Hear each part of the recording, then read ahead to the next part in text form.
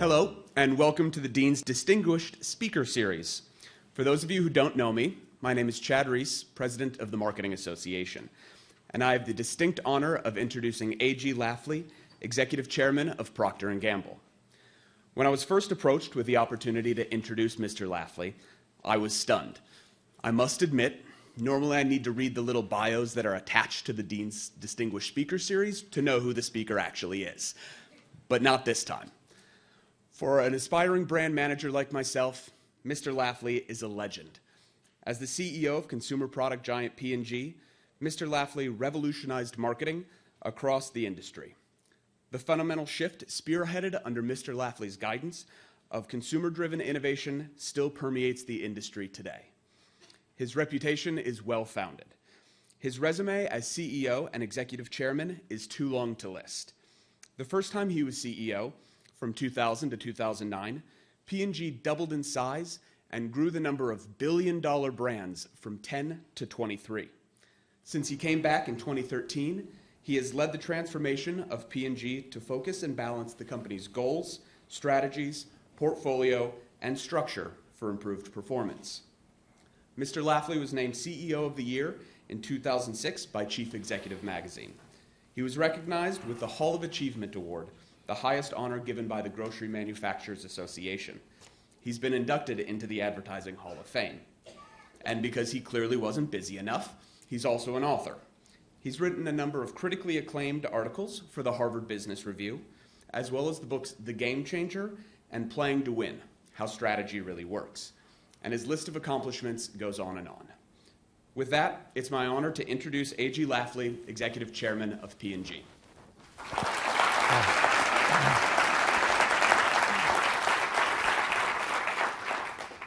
Well, thank you, Chad, very, very much for that very comprehensive introduction. And you could have gone on, I know. And to AG, thank you so much for being here. And it's true, your reputation is something that we can all learn from. And I want to just lay out the way this is going to work. First of all, a shout out to the students who are here from Chinese University of Hong Kong. Dean Michael Ferguson, do you want to raise your hands? Thank you for being here. Great. Where's the dean?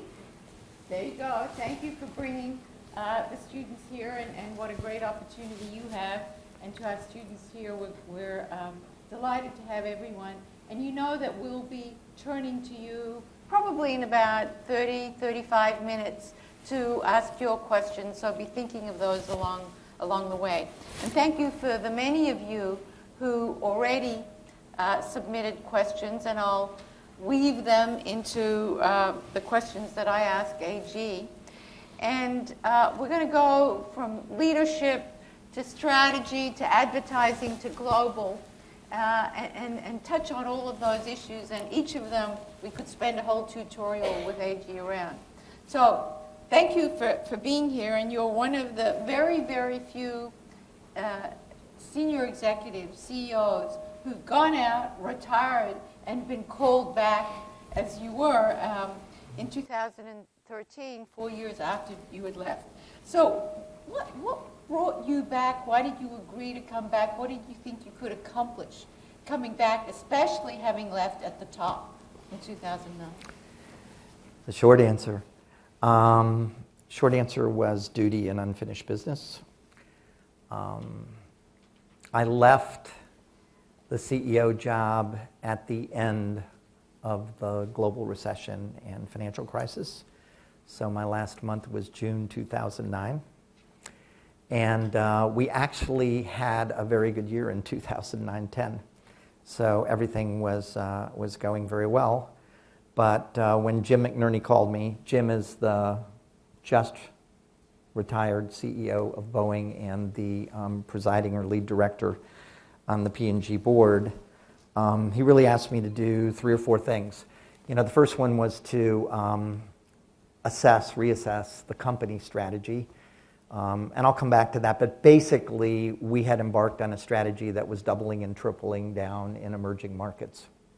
So we moved off of sort of a balanced growth strategy, and we moved on to, all-in strategy in emerging markets, which was a very logical strategy at the time, but had its risks. Second thing he asked me to do was to assess the leadership.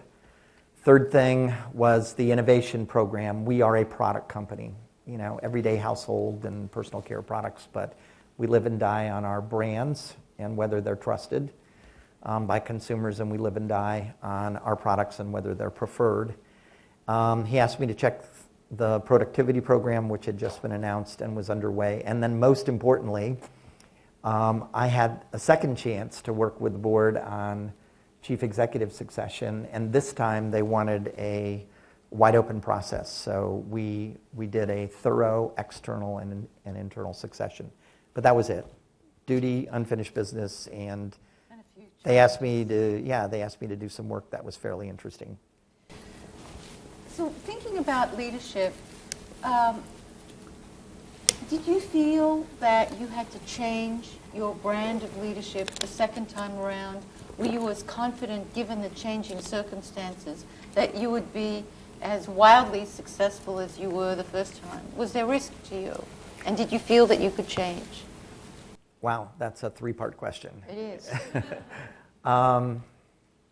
Look, I believe fairly fundamentally that management and leadership are learned skills. You don't come out of the womb with leader or manager or anything stamped on your forehead. You develop and you grow, and frankly, change and challenge are what accelerate growth.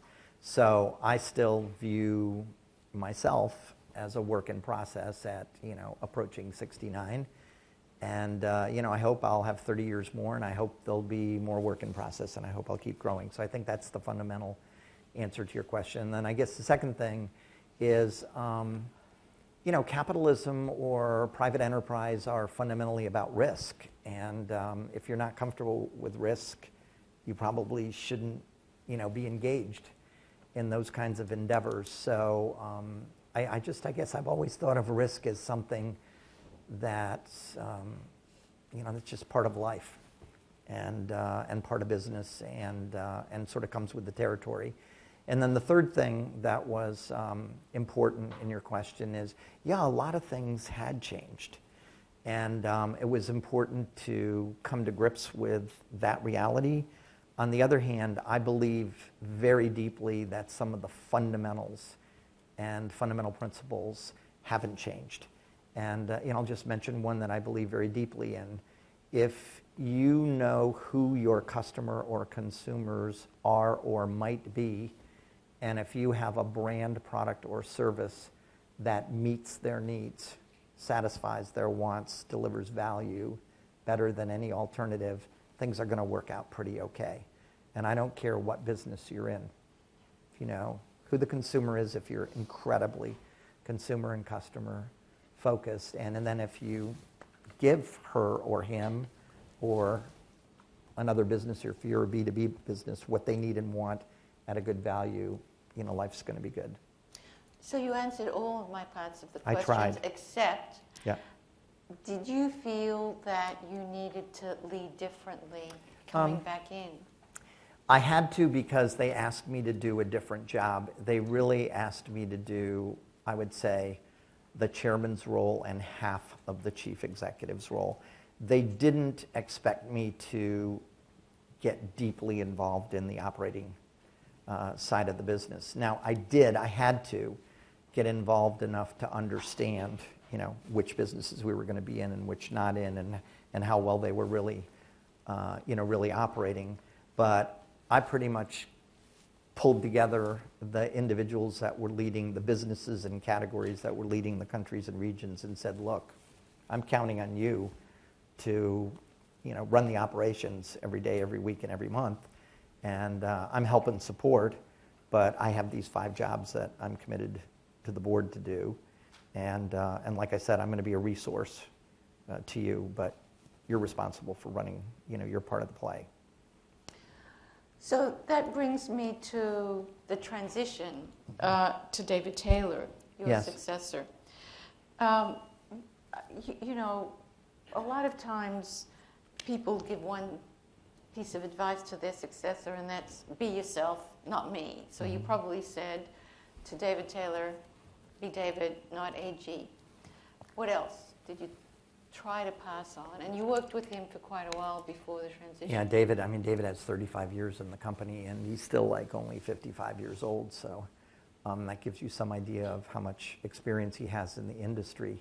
Look, I think I had basically the same conversation with Bob McDonald and David Taylor, and it's, classic Peter Drucker. The job of the chief executive is to help the company create the future.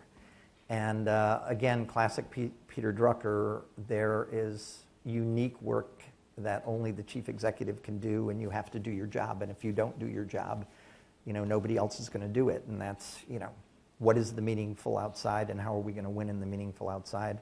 What businesses should we be in and not be in for the future, to create the future? How do we balance the short, the mid, and the long term?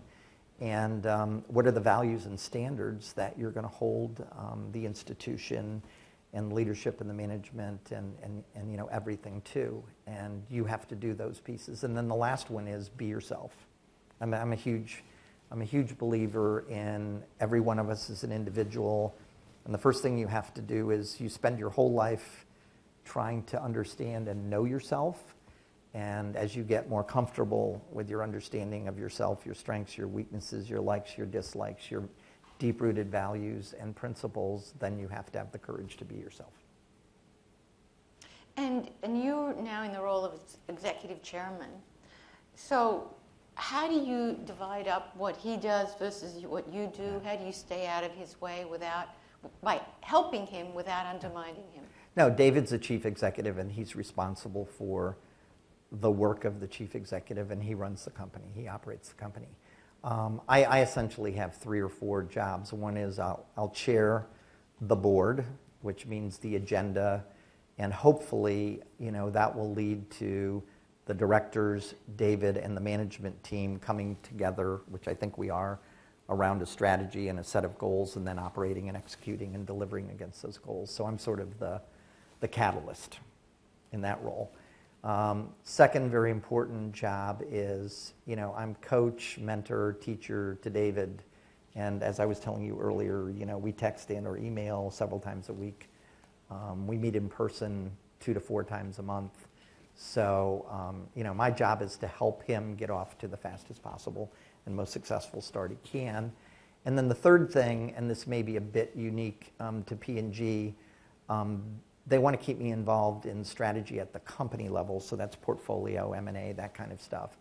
And we run our own P&G Ventures group, which some way to think about it is what technology and innovations are we investing in that don't fit comfortably in our current 10 businesses or 5 industries. So I'll stay involved with the team that runs that. But that's it. All of it is, work that complements what David does. And hopefully provides help and support to him and to the directors. And for all of the people who come to you around him, what do you say? They'll only try it once.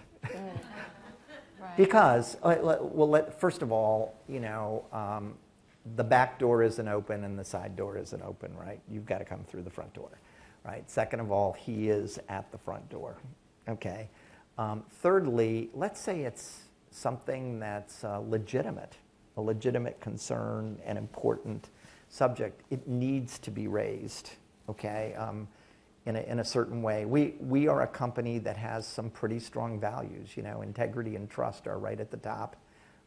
We're big believers in ownership, and our executives, 90% of our compensation is ownership compensation. It's at risk. It's some form of equity, right? And we're a teamwork company. You can't get anything done at P&G unless you get it done as part of a team. And that's not for everybody. That's not for everybody. But that's our culture. That's the way we operate. That's the only way we can succeed. So yeah, it'd be totally inappropriate to try to come to me through the back door. The story that's told about you and your first experience with management, actually that you were headed towards a PhD program. I was. at UVA. I was. There's a UVA alum up there. And then you went to the Navy and had this experience managing people, and you bit the bug of management and went to Harvard Business School after that. So, two-part question. One, what is it about leading people, beyond managing, about leading people that's so enticing to you and attractive?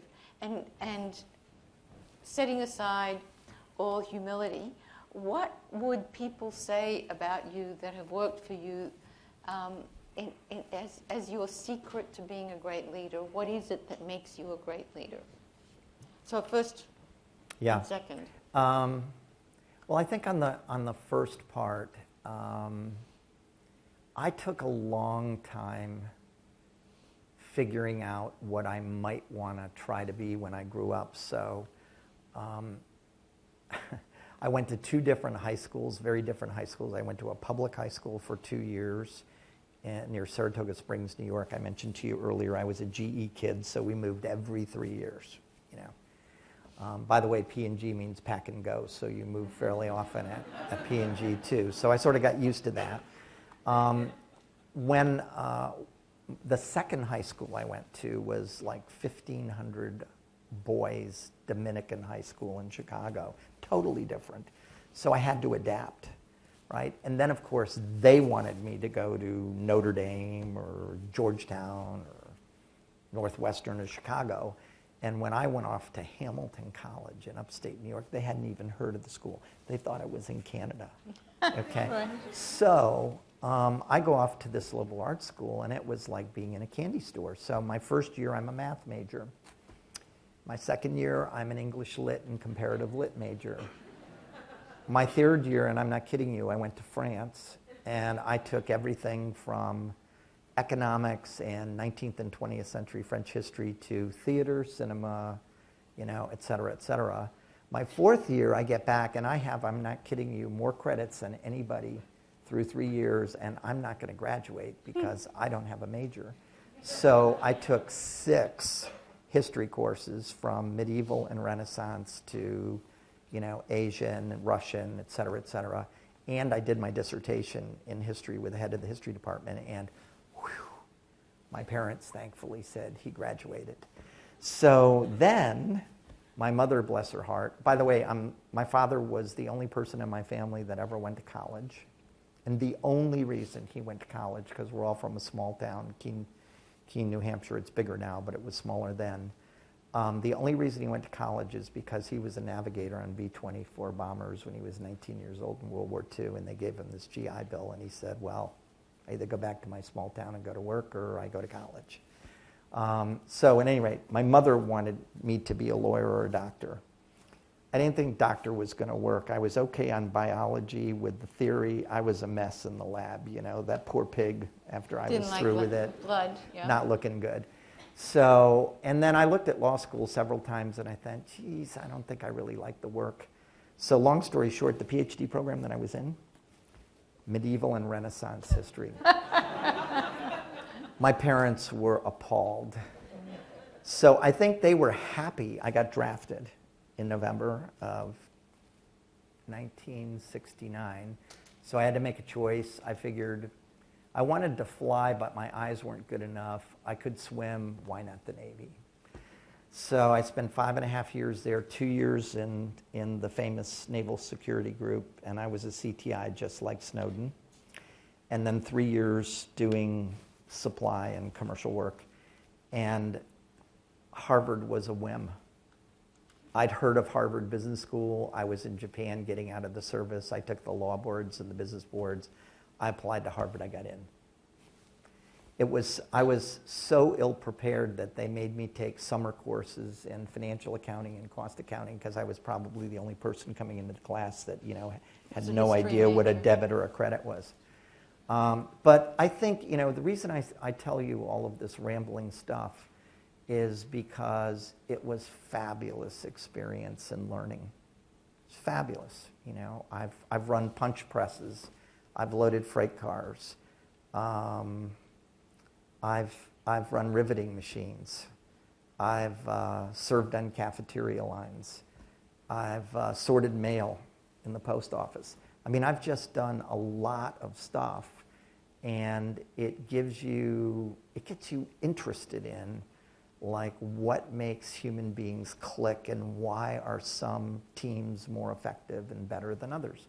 And oh, by the way, I played a lot of sports, which I won't bore you with, and I was terrible at sports. You know, I made the teams, and in some cases I played and even started, but it was quite clear at 5'10 and a half, 160 pounds, scrawny, I was not going to be an athlete. But I learned a ton about teamwork there, and I think that's what got me excited. And then, you know, the Navy's teamwork. The Navy's teamwork. And I was on some bad teams. I was on a lot of average teams. And then every once in a while, you have a chance to be on a really good team. Okay, now, so second part. I think I figure out my role on the team. I play my position. I do my job. And on the front of my jersey, it says UCLA, and on the back of my jersey, it says UCLA. I don't need to have my name on it anywhere. And I only care about whether the team wins. And I think, you know, in a P&G context, you only have two jobs. You have to create and build the business. That's the brand and the product. And you have to build a team that's better than you are that will take that business, you know, the next few years down the road. And that's our mindset. And I'm not saying we're perfect and we do that all the time, but that's the mindset. And it's a mindset that fit with my values. It's a mindset that fit with what I like to do. It's a mindset that I think works for teamwork.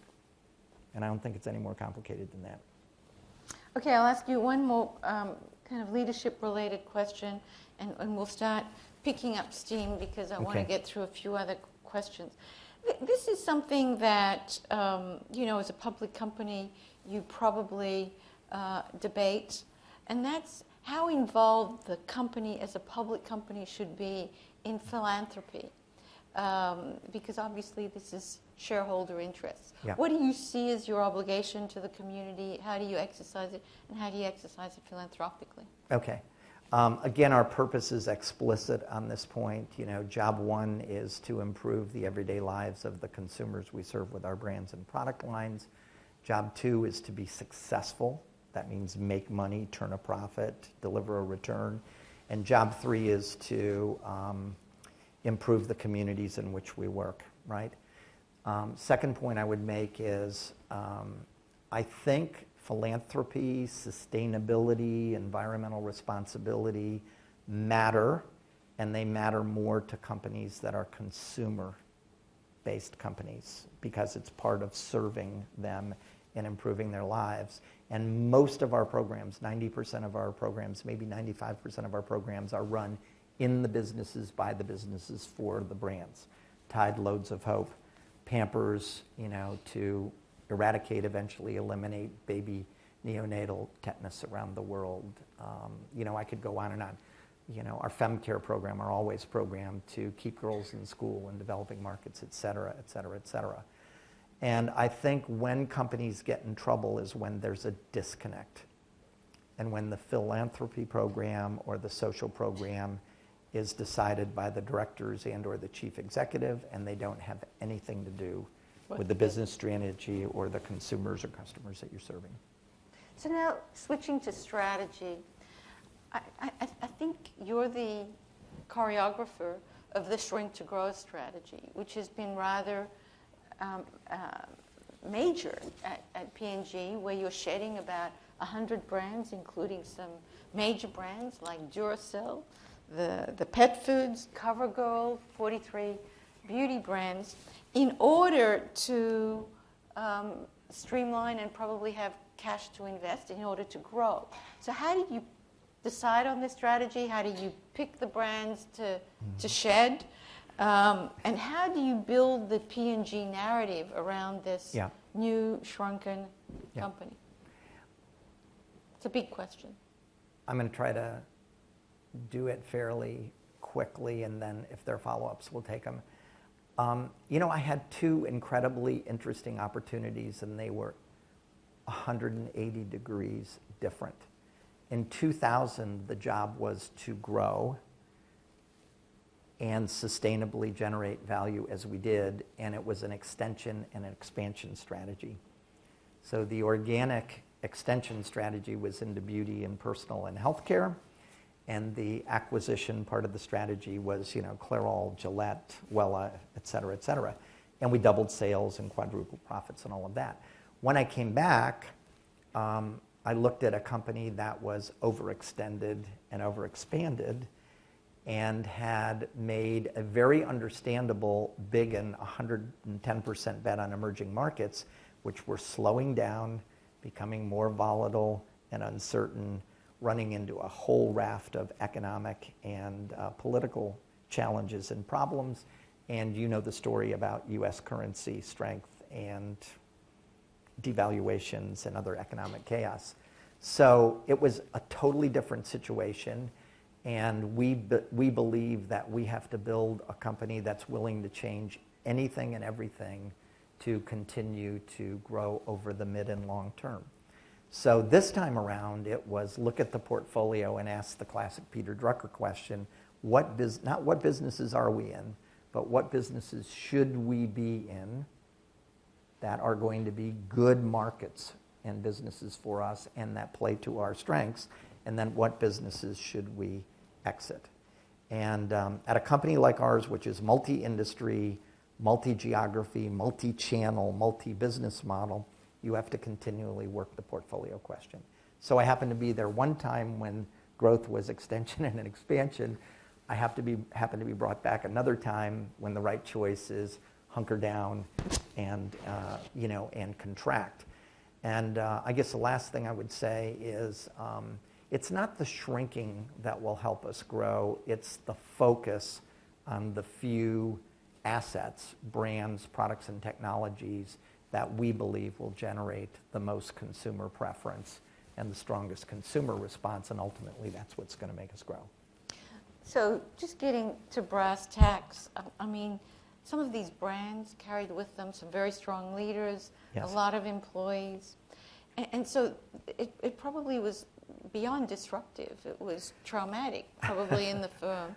So how did you actually engineer that shrink, and could you have done it had you not been the prodigal son returning? Well, to the second question, it had to be done. And, I was the instrument, the catalyst, to get it done. But I think if they'd brought somebody in from the outside, or if the directors had promoted somebody like David, David would have had to do it, or the outsider would have had to do it, because the work needed to be done. And it was the job that only the chief executive could do. I won't bore you on the process, but you're exactly right. You don't just wake up in the morning and say, we're going to do this, right? It was although I will say it was very clear to me in 7 to 10 days that was what needed to be done.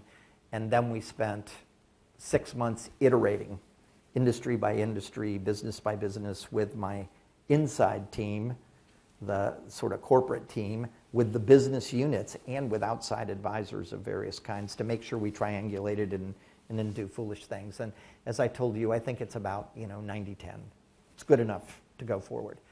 But then you get into the engagement and enrollment part, and of course you have to enroll directors, you have to enroll your management and leadership team, and you've got to enroll the whole organization.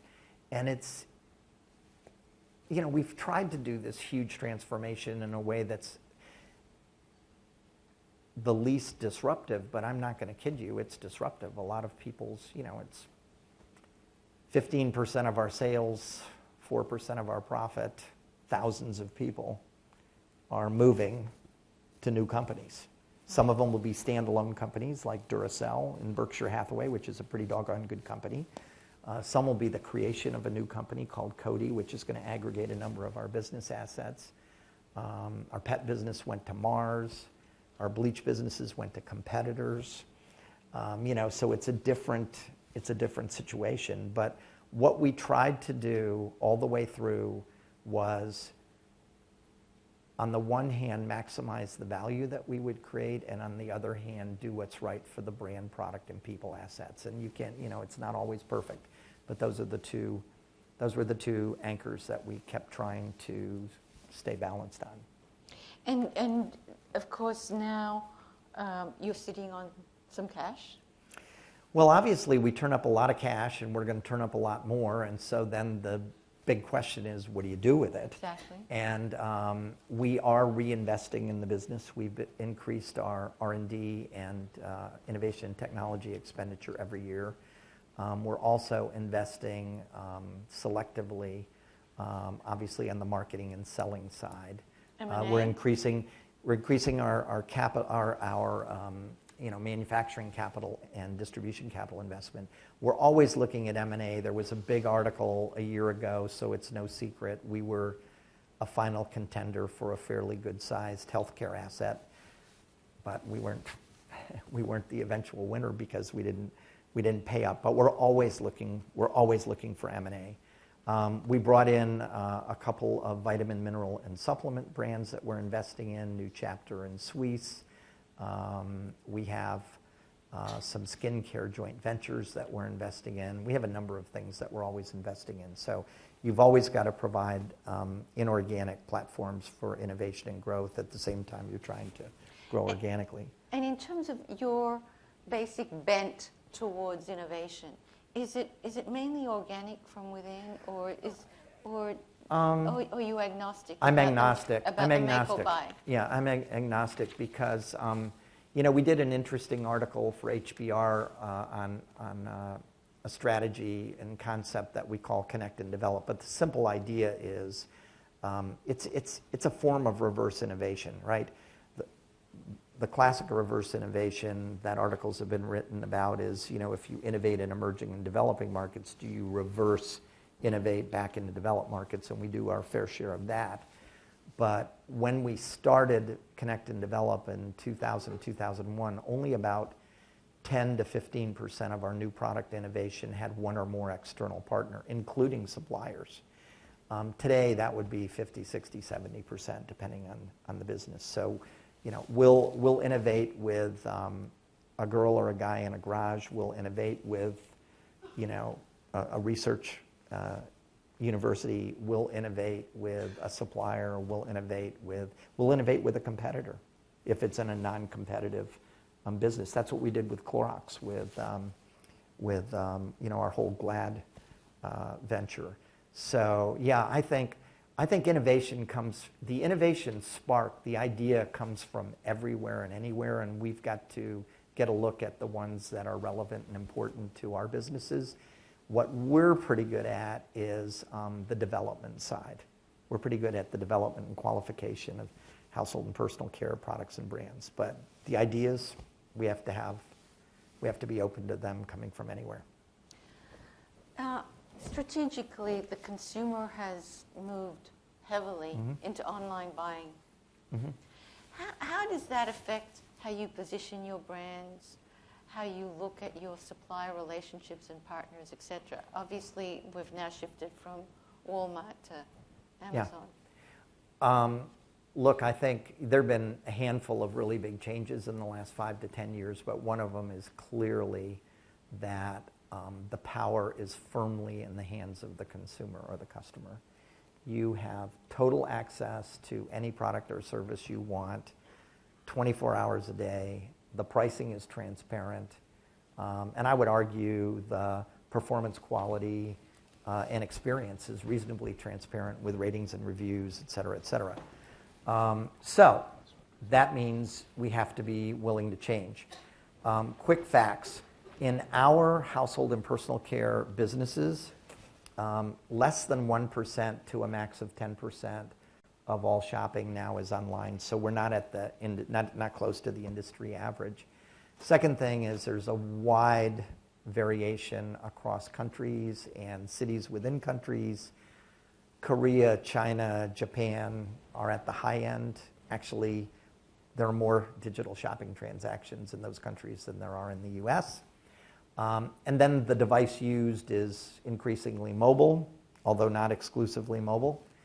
The distribution is, everybody's experimenting with which kinds of distribution shoppers will prefer.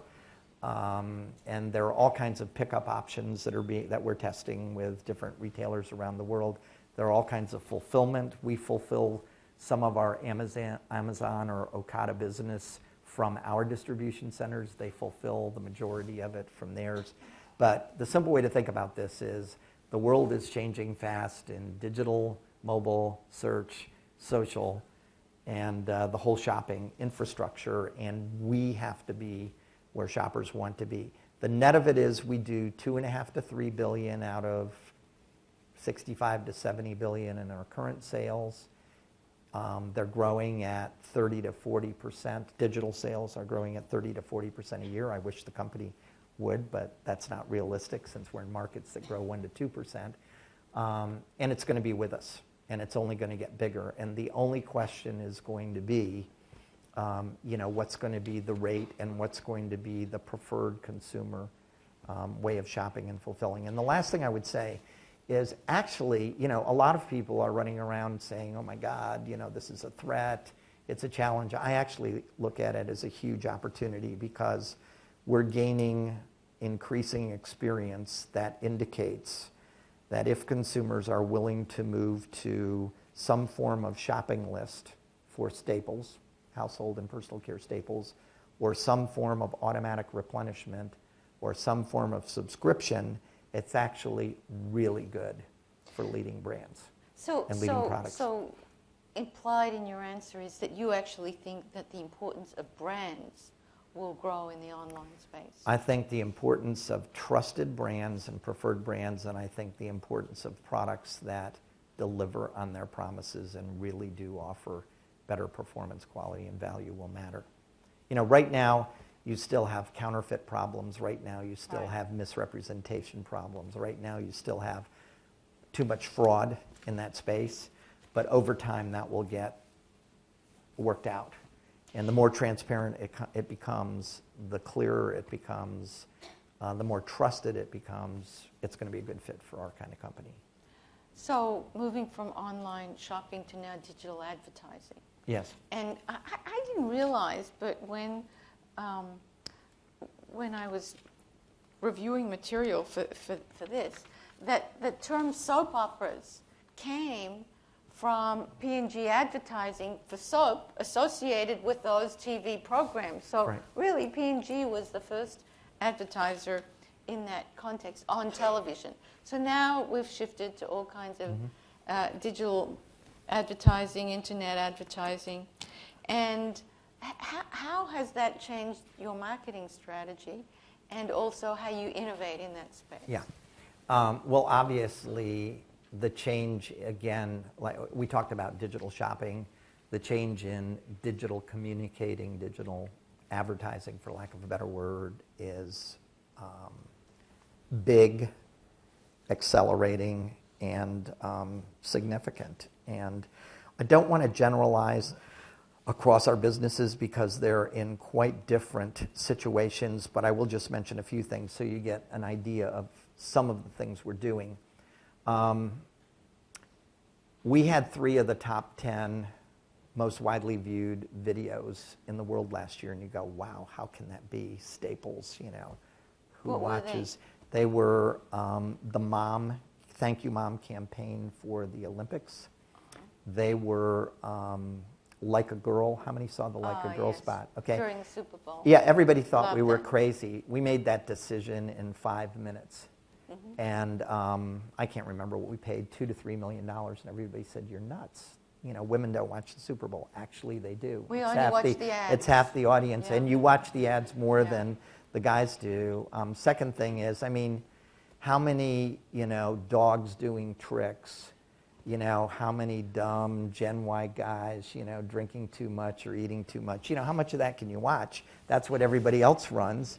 We run Like a Girl, and it actually stands out. It was the second most watched ad, second highest rated ad, the most clicked through ad, and it was huge. And by the way, we won the Cannes, Platinum Award for that campaign.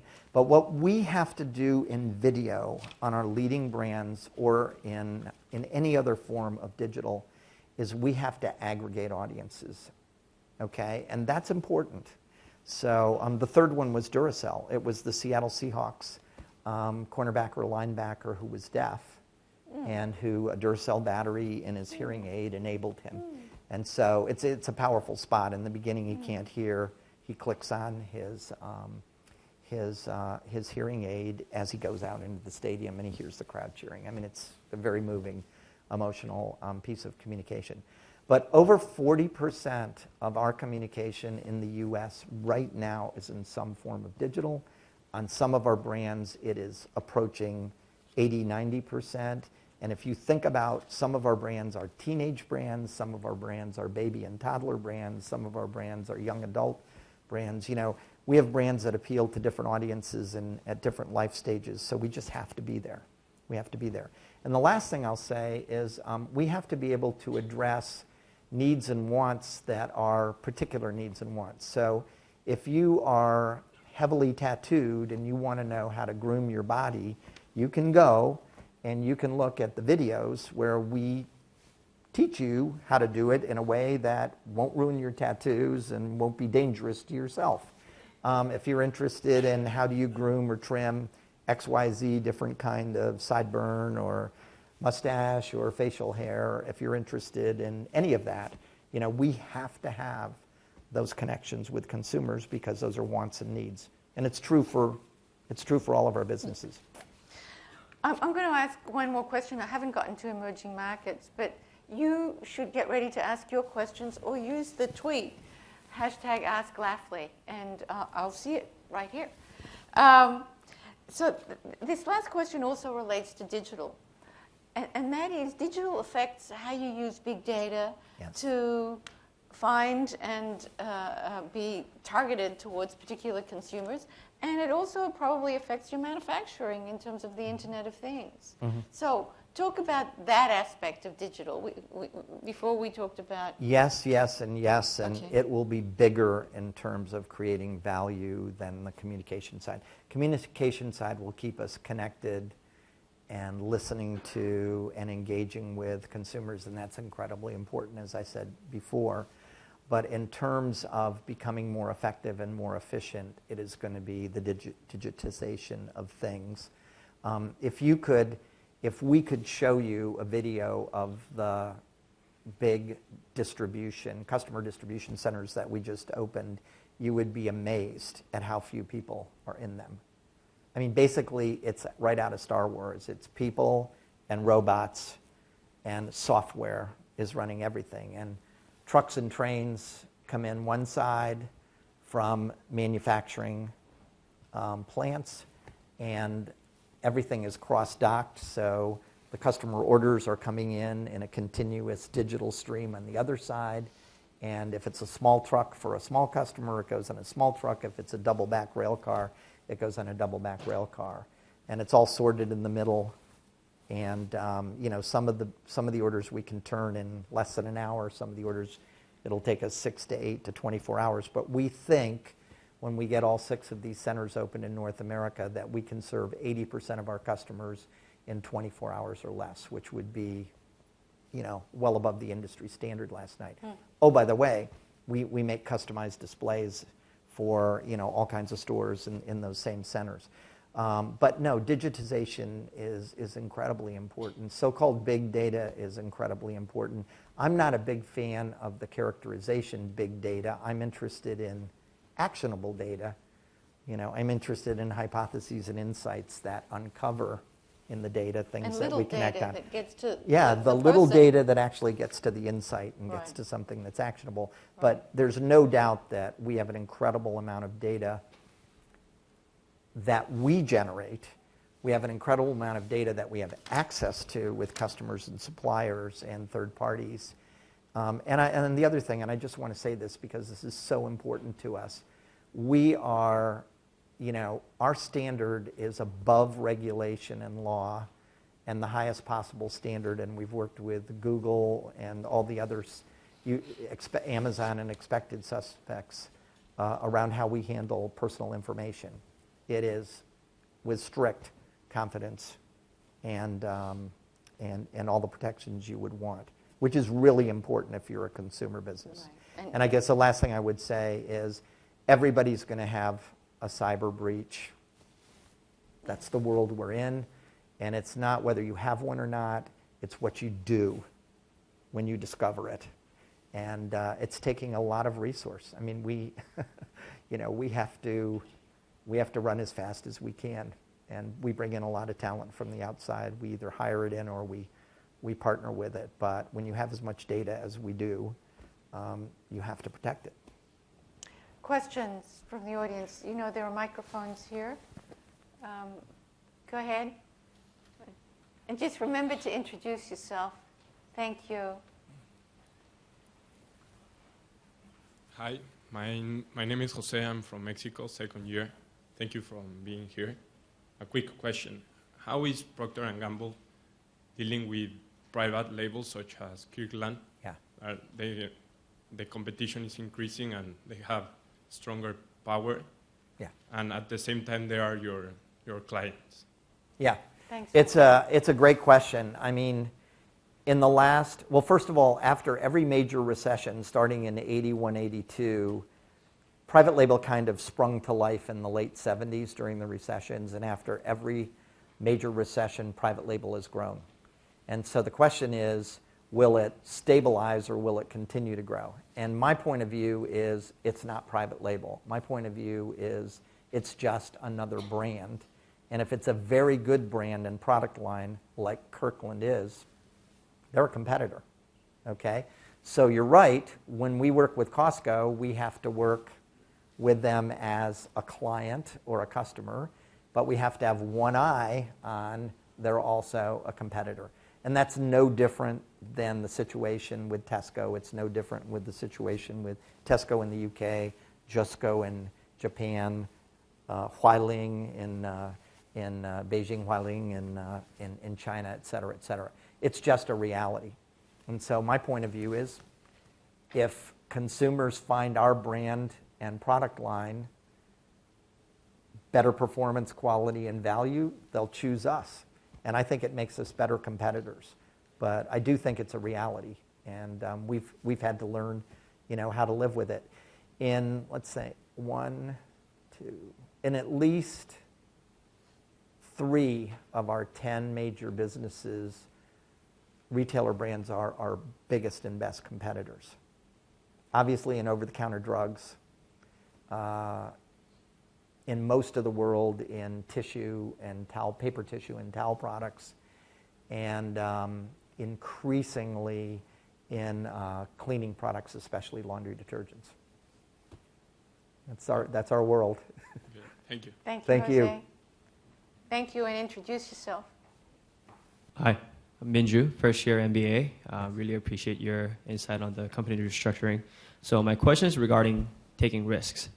I know that many of us here will be going back into the workforce at a year or two, similar to what you have done, going back after you're retiring. So there were some risks that you have to take on a personal level. So how did you assess or reassess those risks, and how were you able to mitigate them? Personal risks or business risks or both? More on the personal side. Personal please. risks. Okay.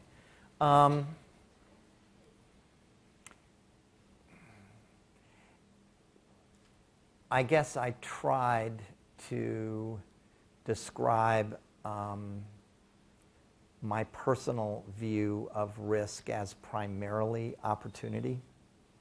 Okay, our Chinese colleagues will correct me, but I think there's a Chinese symbol, the yin-yang, which crisis is opportunity roughly, right? That's probably a bad translation, but I really do believe that crisis is opportunity, and I believe that personal risk is also personal opportunity. And the second thing I believe is that personal growth doesn't come without challenge, without risk, and without even some amount of stress, right? I don't know, you look fairly fit to me, you probably do a little bit of exercise.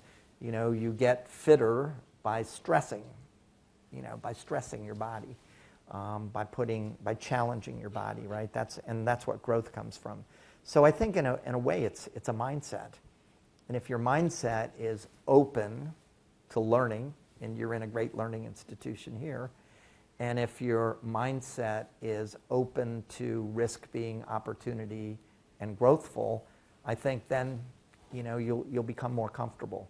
And I guess the last thing I would say is, you're not going to dive off the 10-meter board and do a triple somersault and a half gainer on your first risk-taking move, right? One of the points I was trying to make, I was lucky. I got to do a lot of little things that helped me understand a bit more about who I was and what I might want to do or try to do. And I think being able to take all of those sort of 1 and 2 step changes enabled me to be fairly comfortable when I came back with making a big step, because I felt like I'd been through a lot of repetitions and I felt like I'd been prepared for it, and I was comfortable with taking on the risk. And I knew I was taking the risk. I knew I was taking a big personal risk with this strategic change and this transformation.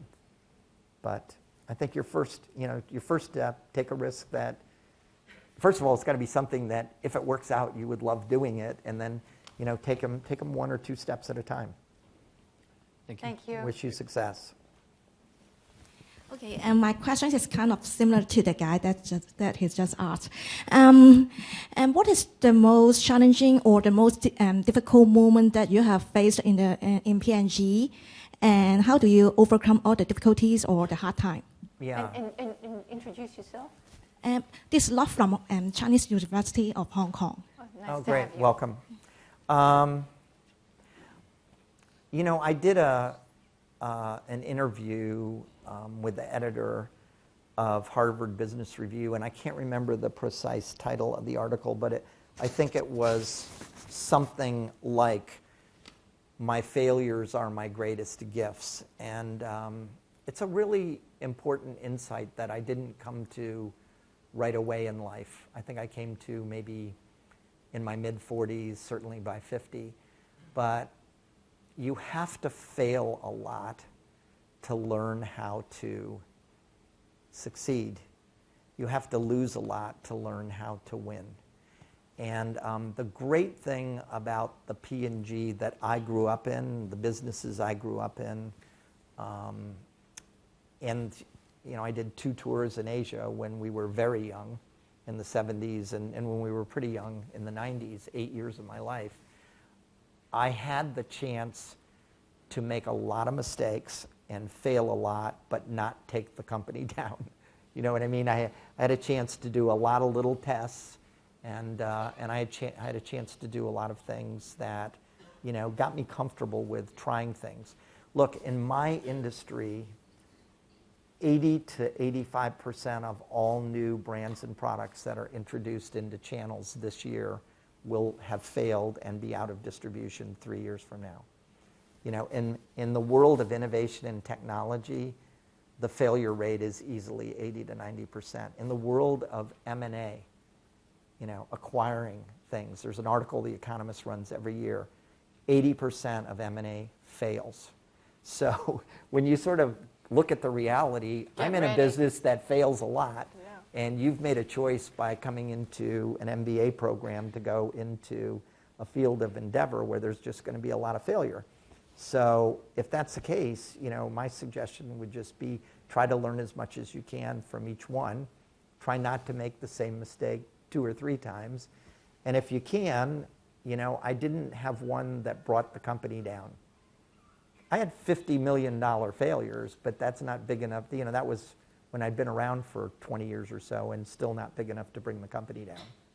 So we actually are almost out of time, so I'm going to ask the 3 questioners to be really quick. And I'll be quick. Ask AG to be very quick. And I have one last question, so it's like 30 seconds each. Go for it. All right. Thank you very much for coming. I'm a second-year student. I'm Saki. I am a big fan of Connect and Develop, and also I used to work at a CPG packaging firm, so the moment of truth was such a big mantra. So you mentioned that there is a digitization trend right now, and the moments of truth are taken out of physical context and somewhat more in the digital context. Do you have a new kind of thought or iconic ideas around the moments of truth? Okay, well, I think that Google was right, and I don't know if it was Larry or Sergey or who said it, but this zero moment of truth is really important. And digital matters. Think of it as the consideration process, the pre-purchase consideration process, okay? And it takes on a different character and a different process depending on what service you're buying or what product you're buying, okay? But I think it's more and more important, and I think digital really matters in that space. Thank you, Zach. Brief, promise. Yes. Okay. I wanted to. I'm a first-year student at Anderson, and as someone who's going to enter into the business world, I was curious to know more about the leadership journey which you had, and how your leadership principles have evolved over the time. I'll reframe it. What are the advices which you have for us as a leaders who's going to enter into the business world? Yeah, I think, when you're looking at a job, I always wanted a job where there was clear responsibility and accountability, so I knew what is the job and what do they expect of me and what do they expect of the team, and then, well, how are they going to measure, that we've achieved it or not? So, the kind of jobs I would avoid, and unfortunately we have some job descriptions that I keep putting pressure on my people to change, it's just got to be clear, what is the work, what is expected of me, what is expected of the team, how are we going to be measured? And then the last thing is, you've got to get feedback. You've just absolutely got to get feedback, right? Feedback from customers, but also feedback from the team that's evaluating you. Thank you. Hello, my name is Juan Blázquez. I come from Spain. I've been working 7 years in Procter & Gamble, so for me it has been a school. Welcome back. Yeah.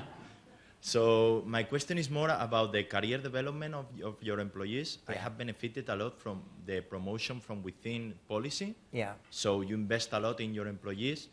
But I would like to ask you if you plan to hire MBAs back, or you just only hire entry from You should apply if you're interested, if that's the question, okay? So, Definitely should apply online. But here's the, look at... And let me add a nuance. My last question was going to dovetail very much.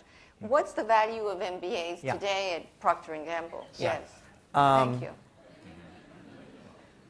you. I think first of all, MBAs are of value at Procter & Gamble and other large multinational companies that are not dissimilar from ours. Forget the industry, GE, IBM, et cetera, right? Why? Because you bring a combination of real-world experience in many cases, and I think the MBA is a fairly practical degree. It's a practical discipline. It's a practical degree. And in most MBA programs, you work on application of concepts and principles. And that's what we do. We apply concepts and principles. And nothing matters until the application, the execution, and you find out whether you're going to deliver the results or not. On the talent side, look, I say we have two assets that really matter. We have our brands and we have our people. And we're in a continual search for and battle for talent. And I think we had 900,000 applicants for about 6,000 jobs around the world last year.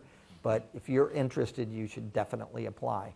And I know several people that have applied more than once in sequential years, and eventually they get a good match and a good fit.